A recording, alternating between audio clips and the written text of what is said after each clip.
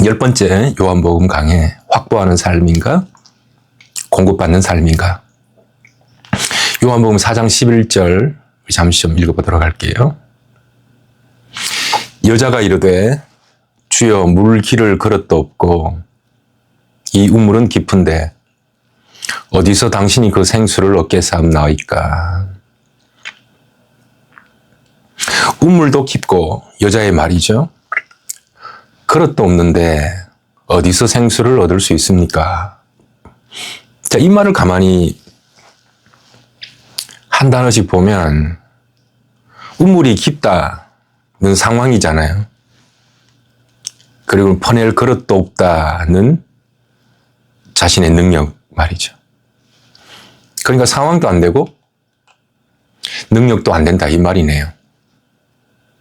상황에 대한 자기 해석, 능력에 대한 자기 비하가 이런 종류의 질문을 만들어냅니다. 어디서 생수를 얻겠습니까? 여러분 이게 퀘스천이 아니죠. 질문이 아닙니다. 이건 부정이에요. 그러니까 여러분 그 비판적인 것과 부정적인 것은 다른 거잖아요. 그러니까 건설적인 비판이라는 것은 어떤 정확한 진단을 위해서 장단점을 파악합니다. 근데 부정적인 것은 장점은 없고 불만만 있잖아요. 그 결론은 안 된다는 결론만 있죠. 안 돼! 안 돼! 뭐 이런 거죠. 여러분, 우리 말을 자세히 들여다보면 참 안타까울 때가 많아요. 본인은 계속 이제 비판적이고 논리적이라고 말을 하죠. 근데 부정적인 걸 몰라요. 여러분 이거 한번 대답해 보실래요? 부정적이라는 말의 반대말이 뭔지 알아요? 안 부정적인가요? 부정적이다라는 말은 긍정이라는 말이 아니에요. 축복이라는 말이에요. 그러니까 내가 부정적인가를 보려면 축복과 칭찬이 있는가를 보면 돼요. 부정적인 말은 부정적인 인생을 부르죠. 대부분 사람들이 이걸 잘 몰라요. 내가 부정적인지, 이제 비판적이라고, 건설적인 비판이라고 얘기를 하고, 논리적이라고 얘기를 하지만,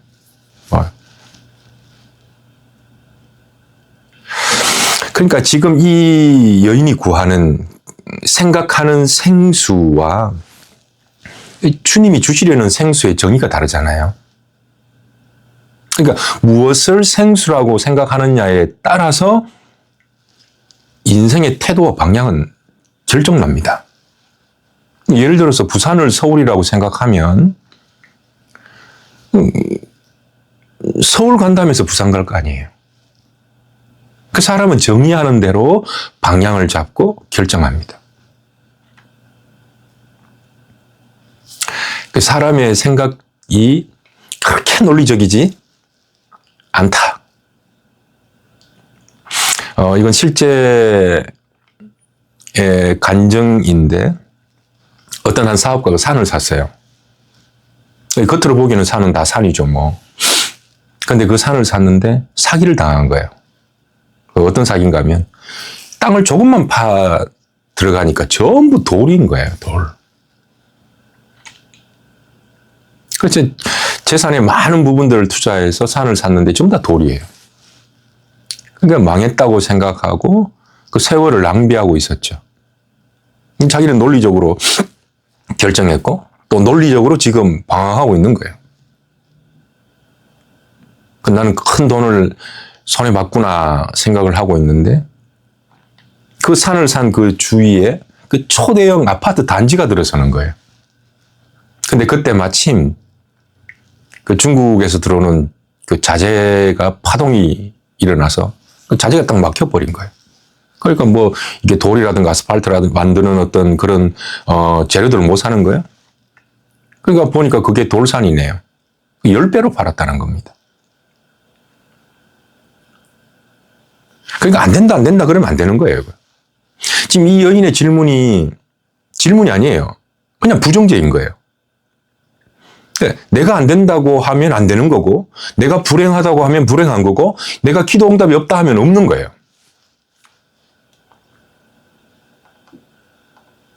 그 사람은 자신이 생수라고 생각하는 그것을 추구하고 시간을 쓰고 마음을 쓰고 살아가죠. 그러니까 내가 무엇을 생수라고 생각하느냐, 그 정의가 태도를 불러요. 성경은 이렇게 얘기하잖아요. 마음이 있는 그곳이 보물 있는 곳이다. 그 여인은 생수를 H2O 물로 보니까 답이 없는 거죠. 물도 깊고 그릇도 없다. 이런 결론이 나오는 것 아닙니까? 그러니까 주님이 주시려는 것과 여인이 구하는 것이 서로 다르죠.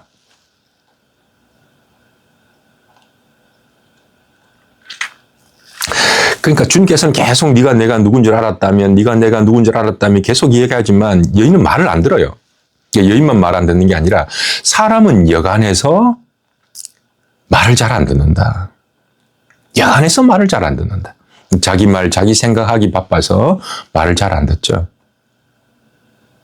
여러분, 잘 안 듣는다, 잘 안 들린다는 건, 안 듣는다가 아니라 내 말만 듣는다라는 뜻인지 알고 있죠? 사람 말을 잘 안 들어요. 이에 대해서 예수님께서는 4장 10절에 이렇게 말씀을 하십니다.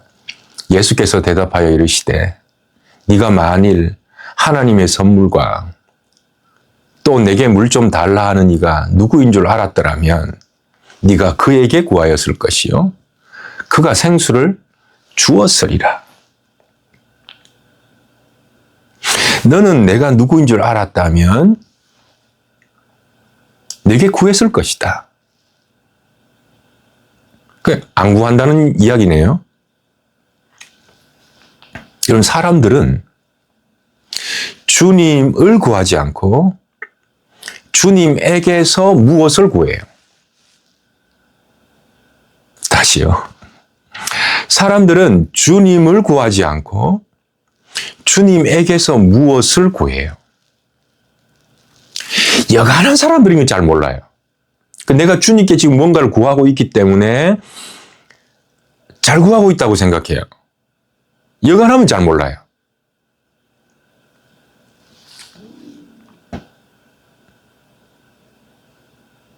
사람들은 잘 모르지만 주님은 눈치가 백단이시라. 주님은 아시죠. 모르는 건 우리가 모르죠. 그러니까 우리가 주님을 구하지 않으니까 주님에게서 무엇을 구하니까, 그러니까 그 무엇이 응답되면 하나님 없이도 살 수 있는 편안한 상태를 구한다니까요. 이제는 하나님께 구하지 않아도 될 그런 상황을 구한다니까. 하나님 이제 기도하지 않아도 얻을 수 있는 무엇, 하나님께 이렇게 간절히 구하지 않아도 될 만한 편안한 상태를 구한다니까요. 주님 응답하시겠습니까? 이렇게 어려워도, 죄송합니다, 기도 안 하는데, 이렇게 어려워도 기도 안 하는데 우리가 편해지면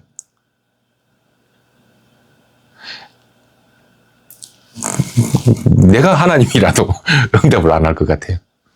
그 돈 주면 집 나가서 허랑방탕할 텐데 어떻게 주겠습니까? 사람들은 아플 때는 겸손합니다. 근데 건강하면 잊어버려요. 동궁할 때는 겸손했다가 부해지면 하나님 안 구해요. 그러니까 주님께서 주시려는 것을 구하지 않고 내가 원하는 것을 주님께 설득하잖아요. 그러니까 주님을 막 이렇게 졸라서 설득하려는 무엇, 간절히 막 이렇게 막 설득해서 얻어내려고 하는 그것, 그 속에 우리의 벗은 모습이 있을지도 모르겠다. 주님께서는 이렇게 말씀하세요. 네가 내게 구했다면 그가 생수를 주었으리라. 이 얘기가 다윗에게도 나와요.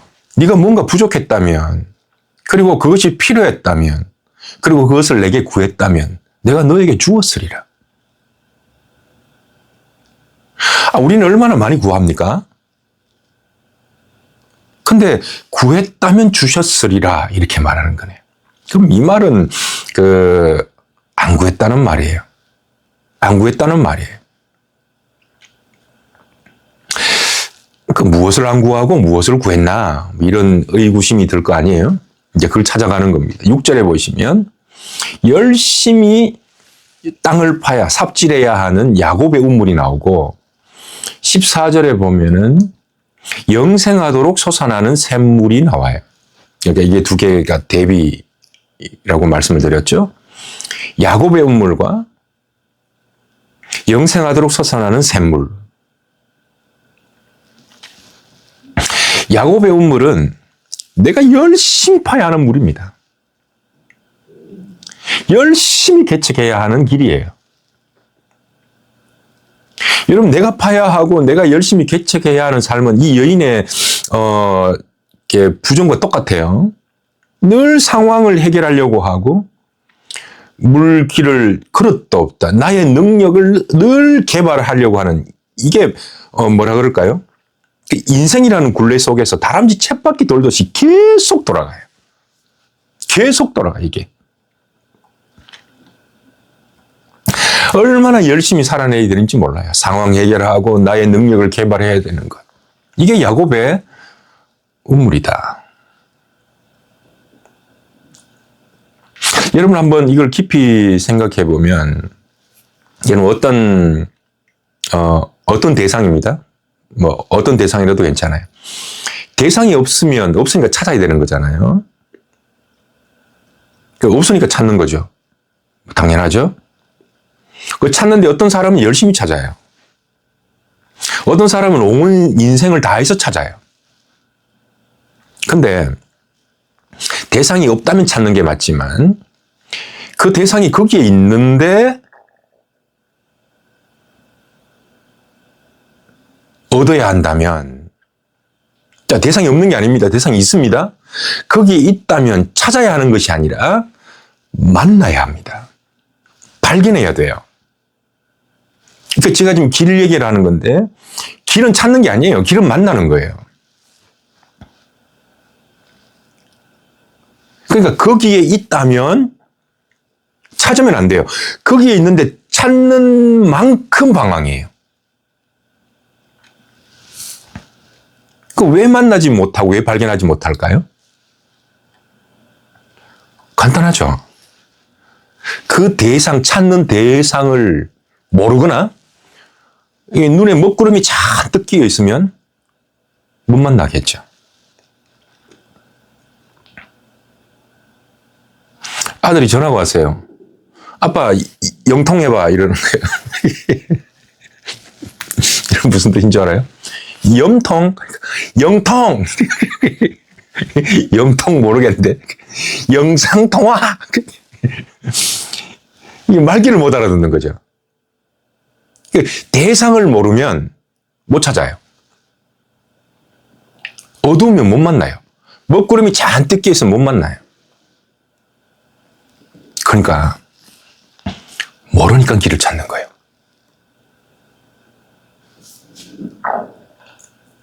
모르니까 길을 찾는다니까.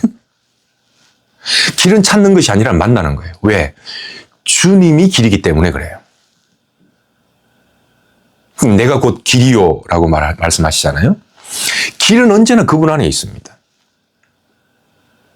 그러니까 그분이 길이고 그분 안에 길이 있는데 우리가 어디가 길이지? 라고 이 길인가 저 길인가 길을 어떤 객관화하잖아요. 그럼 길을 못 찾는 거예요. 그러니까 주님은 길을 찾는 우리들에게 주님께서 길이 되어 주신다고 말씀을 드렸잖아요. 이게 얼마나 위대한 선언인지 몰라요. 나는 길이다, 나는 생수다, 샘물이다. 이게 얼마나 위대한 선언인지 몰라요. 그러니까 길을 객관화하는 순간 선택해야 되잖아요. 선택의 딜레마에 빠져, 상황윤리에 빠져요. 더 좋은 것을 선택하지 못해서 안달이 나요. 이게 인간의 역사라고 말해도 과언이 아니죠.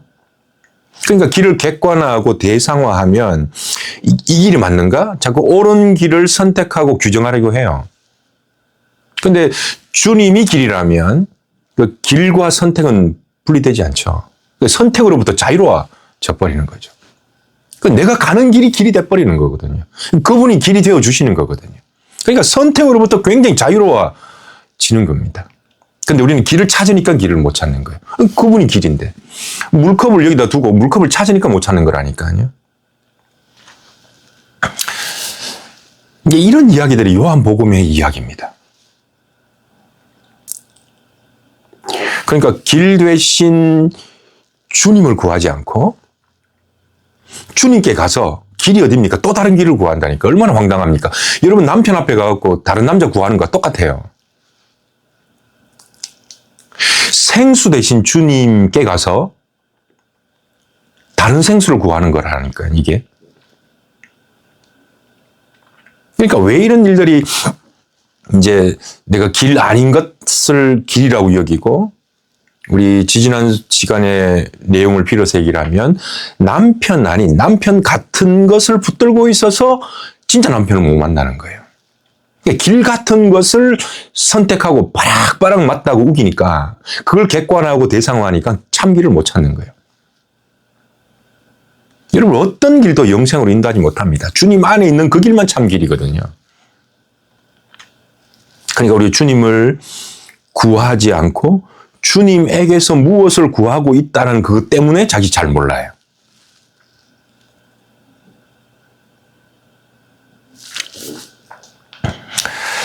요한복음 4장 13절 예수께서 대답하여 이르시되 이 물을 마시는 자마다 다시 목마르려니와 내가 주는 물을 마시는 자는 영원히 목마르지 아니하리니 내가 주는 물은 그 속에서 영생하도록 솟아나는 샘물이 되리라. 다시 목마른 물과 영생하는 물이 나와요.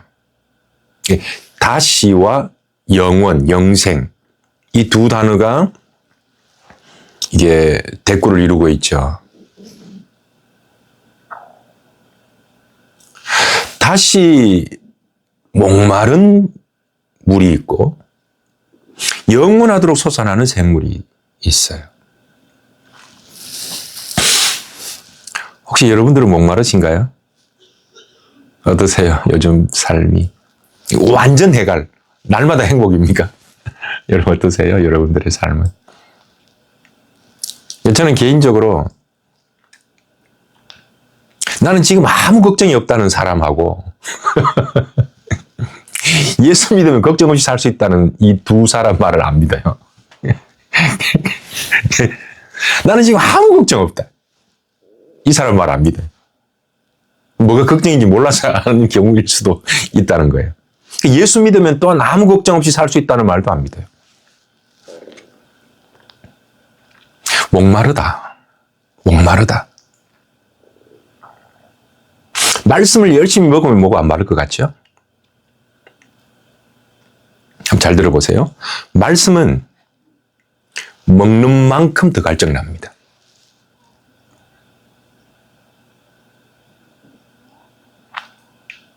사슴이 신의 물 맛을 알기 때문에 갈증 날 때마다 신의 물을 찾아갑니다. 그러니까 지금 목마르냐, 목마르지 않느냐의 문제가 아니라 목마르지 않는 인생이 어디에 있겠습니까? 그러니까 오늘 이 말씀의 주안점은 목마르면 다시 샘물로 찾아가느냐? 목마르지 않는 인생 없습니다. 오히려 말씀을 먹는 사람은 더 목말라요. 그러니까 목마르면 다시 샘물로 가느냐? 아니면 다시 목마른 것을 구하느냐로 갈립니다. 오늘 여러 말들이 조금 애매모호한 말들이 좀 있죠?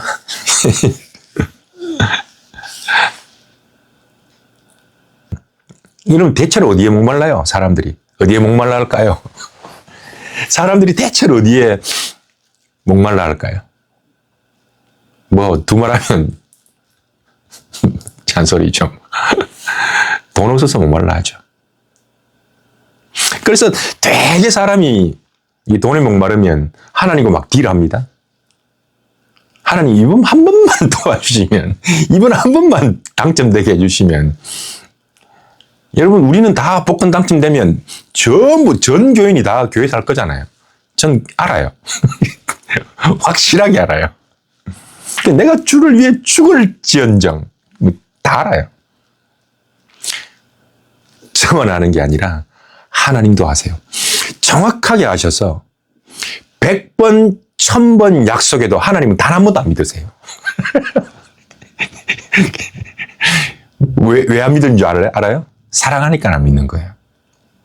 그러니까 그런 고백해서, 그런 서원해서 서원 감당 못했다고 하나님 절대로 나무라지 않습니다. 베드로를 보세요. 모든 각오 다 깨어지잖아요.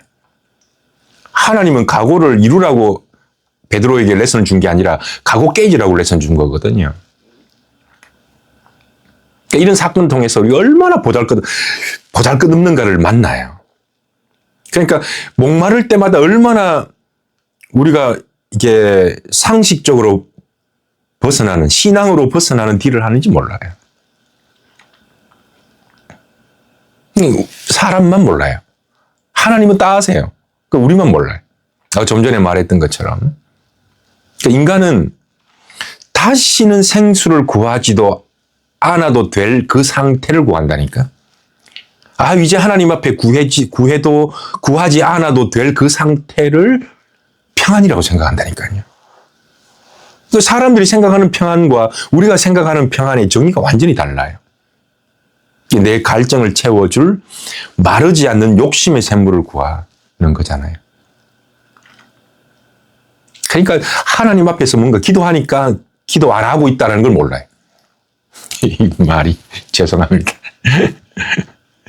하나님께 기도하고 있어서 진짜 안 구하고 있다는 사실을 몰라요. 차라리 기도 안 하면 내가 구하지 않았군요, 기도하지 않았군요라고 알 텐데, 하나님을 구하지 않고 하나님에게서 무엇을 구하니까 기도하고 있다고 생각한다니까. 그래서 하나님은 이렇게 평가하잖아요. 아무것도 안 구했다. 아무것도 안 구했다.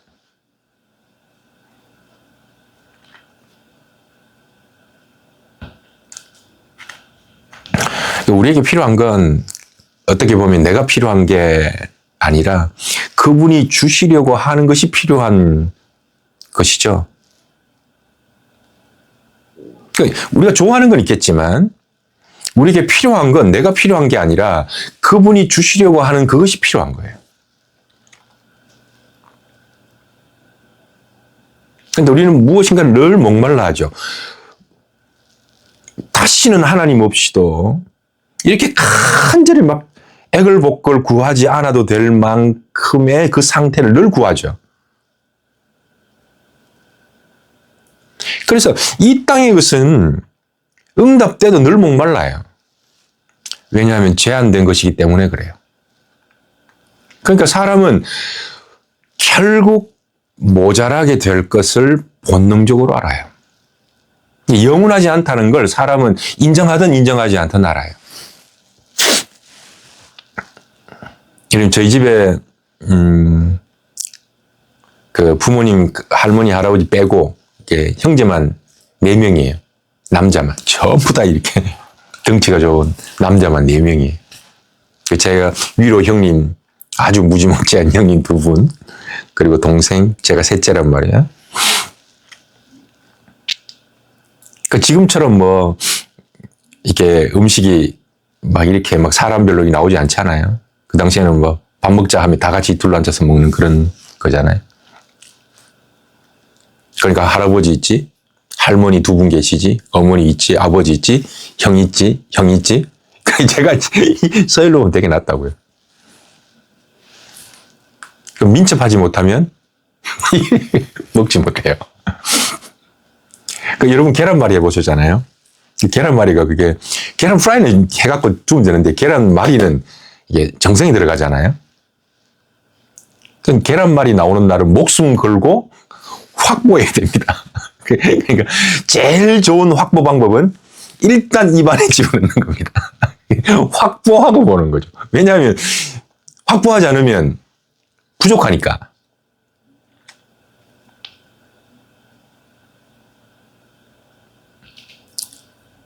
여러분, 사람이 부족한 줄 알면 인간은 확보하려고 합니다. 어떻게든 내 입에 털어넣어서 확보하려고 하는 무한 경쟁 파이 게임을 자본주의라 그래요. 자본주의라 그래요. 이게 한 식탁 테이블 위에서 일어나는 게 아니라 인간의 삶이 이거라니까요. 동생은 저하고 수가 좀 달라. 저는 그냥 안 되면 그냥 입속에 그냥 집어넣어 버리는데 동생은 수가 달라요. 없으면 울어요. 그러면 야 이놈아 동생 줘야지 하고는 엄마가 새로 준다니까. 그러니까 엄마가 공급자가 돼요. 제가 이 말씀을 드리고 싶은데 확보로 사느냐 공급으로 사느냐.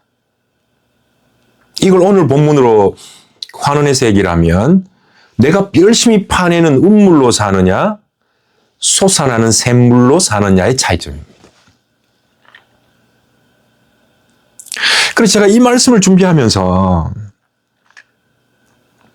곰곰이 제 자신을 생각해 보는 거죠. 나는 움켜쥐고 확보하려고 지금까지 살아온 사람인가? 여러분, 우리는 돈을 확보하지 못하면 곧바로 불안이잖아요. 근데 그게 공급이 있다고 생각하면 없으면 다시 가면 되잖아요. 샘물로 가면 되잖아요. 여러분, 이건 단순히 그 단어의 차이가 아니라 우리 인생의 태도, 어떻게 샘물을 정의하느냐에 따라서 우리 인생의 태도가 완전히 달라지는 이야기입니다. 돈이 없으면 불안해하고 조금이라도 더 확보하려고 하고 기회들도 확보하려고 하고 이런 확보하려는 어떤 삶의 태도 말입니다. 아마 그럴 만도 하죠. 땅을 확보하는 국가는 국력을 얻어요. 나라가 힘이 세져요. 이번에 미국도 자원이 있는 나라를 내놓으라 그러잖아요. 상식적으로 얘기가 잘 안 됩니다만 기도를 많이 해야 될 것 같아요. 자원을 확보하면 경제력을 얻어요. 여러분 히토류 확보하려고 요즘 난리잖아요. 돈을 확보하면 부자가 되죠. 땅, 자원, 군사력, 경제력 이걸 확보하면 그게 다 힘이 돼요. 보상을 줘요. 힘이라는 보상을 줘요. 사람은 이걸 본능적으로 알아요. 확보하지 못하면 아주 냉정한 대가가 주어진다는 걸 알아요. 이게 이 땅을 살아가는 우리 내 삶의 룰이고요. 사람들은 확보하기 위해서 광기를 드러내죠. 종교는 이거 확보를 해결하는 거 아닙니다. 이건 종교의 힘으로 되는 게 아니에요. 종교가 공평하게 만드는 거 아니에요. 그래서 이 확보의 전쟁, 이 확보의 세계 속에서는 절대로 공평이란 있을 수 없어요. 확보한 자와 확보하지 못한 자의 삶의 질은 너무나도 차이가 나는 거예요. 이제 이걸 인정하는 거예요. 그래야 이 세상을 똑바로 볼 수 있습니다. 종교의 힘으로 이 확보하고 불공평한 걸 해결해 버리라 이런 건 지난번에 말씀드린 것처럼 유화적이다는 거예요. 그런 세상 없습니다. 그런데 그러면 그대로 살다 죽어야 됩니까? 아니요.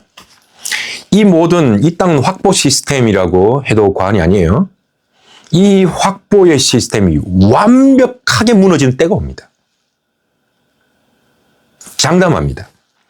반드시 오고 머지않아 옵니다. 언제 올까요?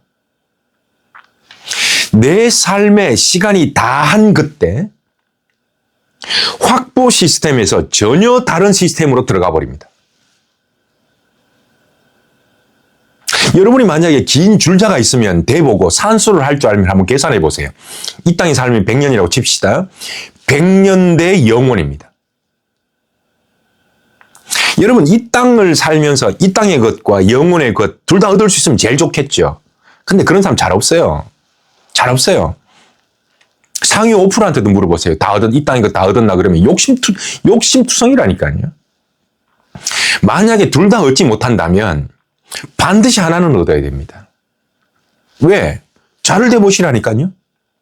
이건 놓쳐도 이거는 잡는다. 물론 둘 다 잡으면 제일 좋다 그랬습니다. 하나는 반드시 잡아야 된다. 여러분, 제가 지금 천국이 있다 없다라는 걸 말하려고 하는 게 아니에요. 네가 예수 믿느냐 믿지 않느냐, 크리스찬이냐 넌 크리스찬 이거 말하려고 하는 거 아니에요. 예수를 믿건 예수를 믿지 않건 천국에 들어가거나 말거나 그게 지금 제가 말하려고 하는 포인트가 아니라 이 땅에 사는 모든 사람은 반드시 죽습니다. 누구도 예외 없이 죽습니다. 그리고 우리 또한 그 시간이 곧 옵니다. 조만간 옵니다. 절대 영원히 살 수 없어요. 기껏 해봐야 100년이에요. 여기서 여러분들이 이 땅에서 여러분이 혹시 덜 확보했다고 할지라도 여러분 믿음의 줄자를 한번 가지고 대보십시오. 둘 다 망하면 안 돼요. 목회자로서 여러분 둘 다 잘 되기를 간절히 기도합니다. 그런데 만약에 사람이 다 똑같을 수는 없으니까 덜 확보한 사람이 있어요. 저 같은 사람 말이에요. 허우대는 멀쩡한데 덜 가진 사람이 있다고. 여러분 중에서도 그럴 수 있다고요. 그럼 하나는 반드시 잡아라. 하나는 반드시 잡아라. 너무 확보하는 것에 20년, 30년 갈까요? 여러분이 이 확보 시스템 속에서 살 날이 한 30년, 40년 될까요?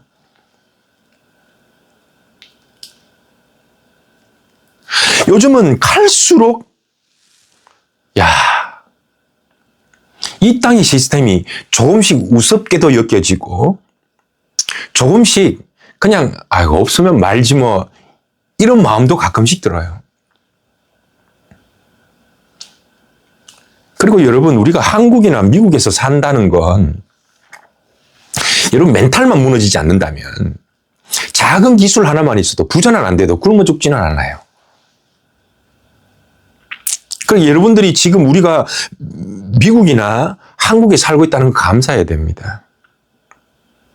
그것뿐만입니까?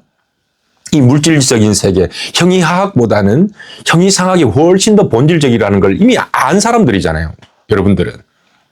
그리고 또 하나, 이 형이상학적 철학적 개념보다 성경의 진리가 훨씬 더 진리고 가치 있다는 걸 알아버린 사람들이잖아요. 그래서 경쟁보다, 여러분 경쟁해봐야 열심히 파고 열심히 여러분 노력하고 열심히 길을 찾아봐야 30년, 40년입니다. 그래서 부자가 아니어도 충분히 나눌 수 있다. 부자가 아니어도 충분히 베풀고 살 수 있다. 그리고 그 속에서 행복할 수 있다는 저의 확신입니다.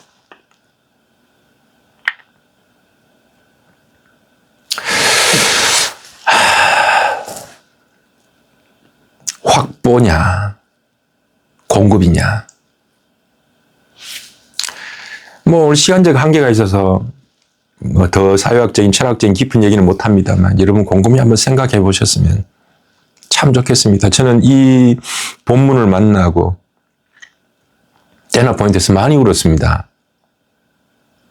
내가 얼마나 아등바등 살아왔던가. 하나님께 가서 하나님이 아닌 다른 것들을 구하고 있더라고요. 하나님께 구하고 있더라고요. 하나님을 구하고 있는 것이 아니라. 하나님이 황당한 그 마음을 봐버린 거죠, 뭐. 아까도 말씀드린 것처럼 자기 남편 앞에 가서 다른 남자 소개해달라고 그러니까 남편 속이면 문드러지는 거죠. 그 마음을 봐버렸다니까요. 그러니까 이 말씀 붙들고 막 한나절을 계속 우는 거예요. 얼마나 아팠을까. 얼마나 아팠을까. 하나만 더 짧게 봅시다. 근데 목사님, 나는 왜 주님을 마시지 않나요? 왜 이렇게 갈증이 나죠? 라고 물을 수 있을 겁니다. 실제로 이건 여러분 머리로 익히는 게 아니라 여러분 삶 속에서 여러분 자신을 한번 대입해 봐야 돼요. 나는 정말 갈증이 없이 살아가는가? 여러분이 맞다 그러면 맞는 거고, 갈증 난다 그러면 나는 거예요. 여러분 제일 잘 알아요. 물어볼 것도 없어요. 목사님, 전 갈증 납니까? 물어볼 거 없다. 여러분 제일 잘 알아요. 제가 봤을 때는 많이들 갈증내 하시는 것 같아요. 또 하나 질문 드려볼까요? 예수 안 믿는 부자가 이런 질문을 던진다고 생각해 봅시다. 나는 왜 이렇게 편안하고 행복하지? 두 가지 질문이었습니다. 신자의 질문.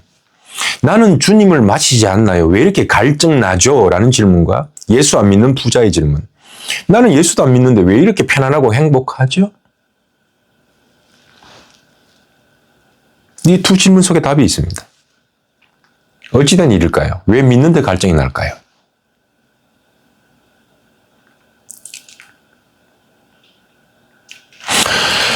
여러분, 목마르다를 이상하게 여기지 말고 어디에 목마른가를 관찰해 보시기 바랍니다. 말씀의 맛을 모르는 사람은 절대로 하나님 말씀에 목마를 수 없다. 말씀은 먹으면 먹을수록 목말라집니다.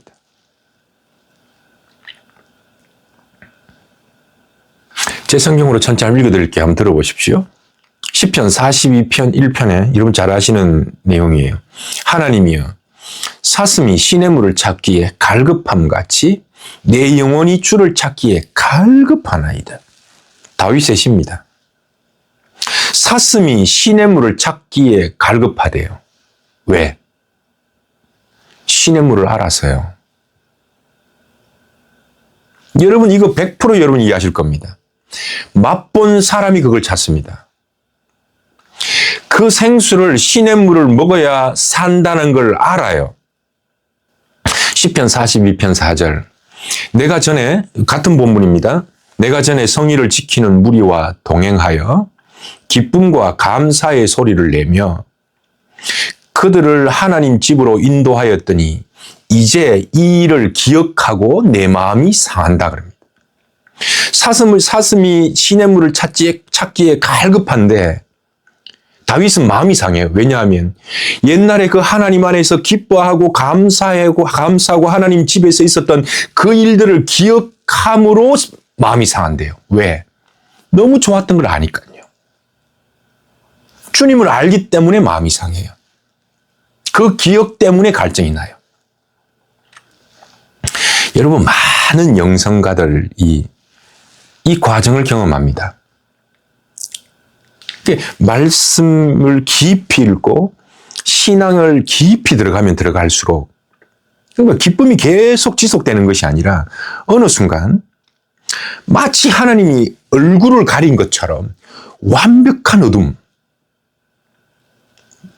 막막함, 답답함, 저는 이걸 영적 우울 상태라고 부릅니다. 무기력 상태, 사망의 음침한 골짜기 같은 영적 암흑기를 거칩니다. 철저한 감정의 고립기를 거쳐요. 이게 많은 영성가들이 경험했던 과정입니다. 여러분, 사람들이 그 신앙생활 하면서 목사님 더 기도해 볼게요, 더 신앙생활 해 볼게요 하다가 이걸 만나요. 그럼 사람들은 막 놀라요. 감당을 못해요. 이 영적 암흑기를 감당을 못해요. 시편 42장 11절 같은 본문 마지막 절입니다. 내 영혼아, 네가 어찌하여 낙심하며, 잘하는 말씀이죠. 어찌하여 내 속에서 불안해하는가. 너는 하나님께 소망을 두라. 나는 그가 나타나 도우심으로 말미암아 내 하나님을 여전히 찬송하리로다. 하나님께 소망을 두라. 이거 배우도록 만듭니다. 여러분, 감정의 고립기, 영적 암흑기, 사망의 음침한 골짜기를 지나면서 내 속에서 완전히 그동안 하나님에게서 다른 걸 구했던, 그 열심히 내가 무엇을 파서 확보하려고 했던 그 모든 것들이 조금씩 온전히 하나님만 구하고 하나님을 구하는, 그 하나님께 소망을 두는 자로 변화됩니다. 그래서 여전히 주님을 구하지 않는 나를 보게 하십니다. 내가 얼마나 주님을 구하지 않고 있는지를 보여주신 거예요. 그러니까 내가 내 인생을 본 게 아니라 주님이 보고 있는 나를 본 거죠. 내가 내 인생을 보고 있는 나를 본 게 아니라 나를 보시는 그 주님의 마음을 본 거죠.